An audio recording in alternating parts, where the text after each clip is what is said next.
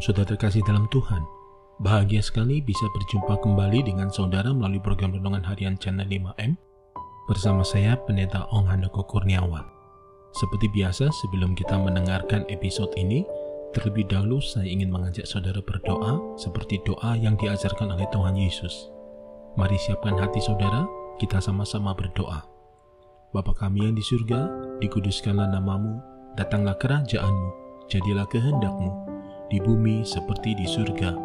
Berikanlah kami pada hari ini makanan kami yang secukupnya, dan ampunilah kami akan kesalahan kami, seperti kami juga mengampuni orang yang bersalah kepada kami. Dan janganlah membawa kami ke dalam pencobaan, tetapi lepaskanlah kami daripada yang jahat. Karena Engkaulah yang mempunyai kerajaan, dan kuasa, dan kemuliaan, sampai selama-lamanya. Berkati firman-Mu ya Tuhan, dan renungan harian yang akan kami dengarkan ini, beri kami hikmat-Mu, supaya kami dapat memahami dan mengerti isi hati-Mu, dan melakukannya dalam kehidupan kami saat ini. Terima kasih Tuhan, dalam nama Tuhan Yesus kami berdoa, dan kami siap diberkati melalui episode ini. Amin. Renungan diambil dari Injil Matius 9, ayat 11 sampai dengan 13. Demikian bunyi firman Tuhan. Pada waktu orang Farisi melihat hal itu, berkatalah mereka kepada murid-murid Yesus, "Mengapa gurumu makan bersama-sama dengan pemungut cukai dan orang berdosa?" Yesus mendengarnya dan berkata, "Bukan orang sehat yang memerlukan tabib, tetapi orang sakit. Jadi pergilah dan pelajarilah arti firman ini.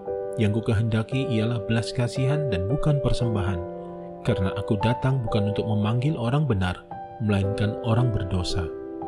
Saudara terkasih dalam Tuhan, kebanyakan orang melihat orang yang berdosa itu sebagai suatu aib, tidak boleh didekati, apalagi makan bersama dengan orang berdosa seperti yang dilakukan oleh Yesus.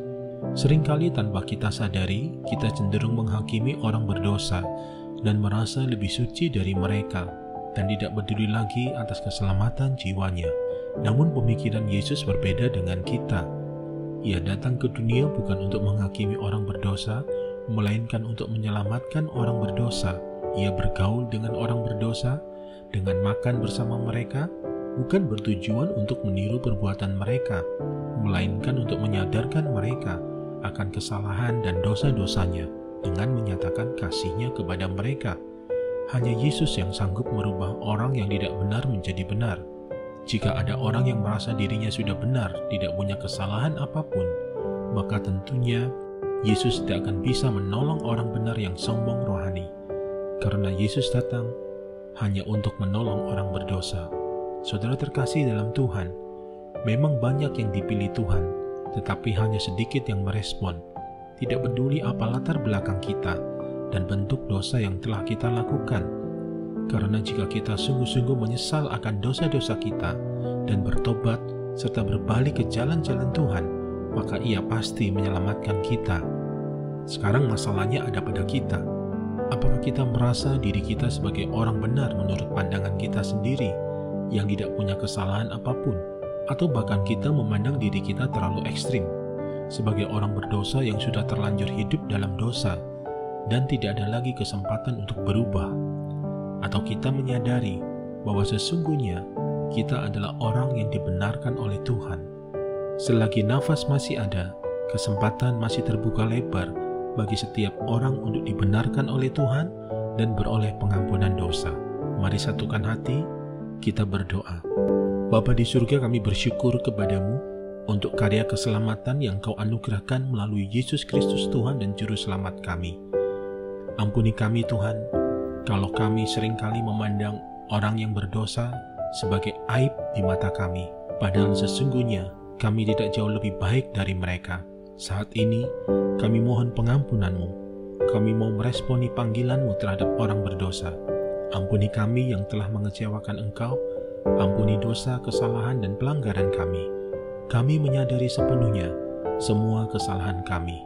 Terima kasih buat kesempatan ini, sehingga kami beroleh kesempatan untuk mengakui semua kesalahan kami dan beroleh pengampunan-Mu di hari-hari terakhir menjelang kedatangan-Mu yang kedua.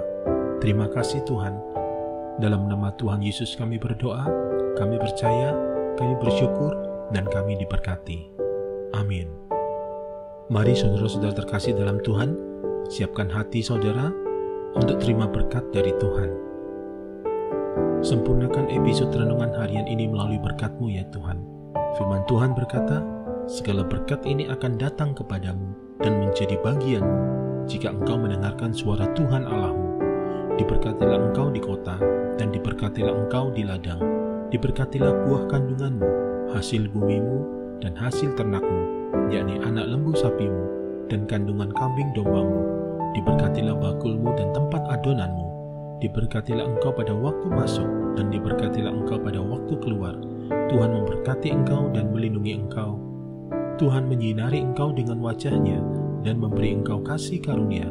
Tuhan menghadapkan wajah-Nya kepadamu dan memberi engkau damai sejahtera di dalam persekutuan yang manis bersama Roh Kudus. Saat ini, bahkan sampai Maranatha, Tuhan datang menjemput kita semua dan kita semua memerintah bersama dengan Dia sampai selama-lamanya.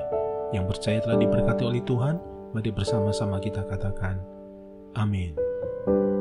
Saudara terkasih dalam Tuhan, terima kasih untuk support dan kebersamaannya melalui channel ini.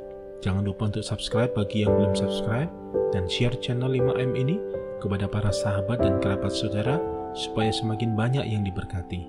Sampai jumpa di episode berikutnya. Tetap jaga kesehatan saudara, sehat selalu, dan senantiasa aman dalam perlindungan Tuhan.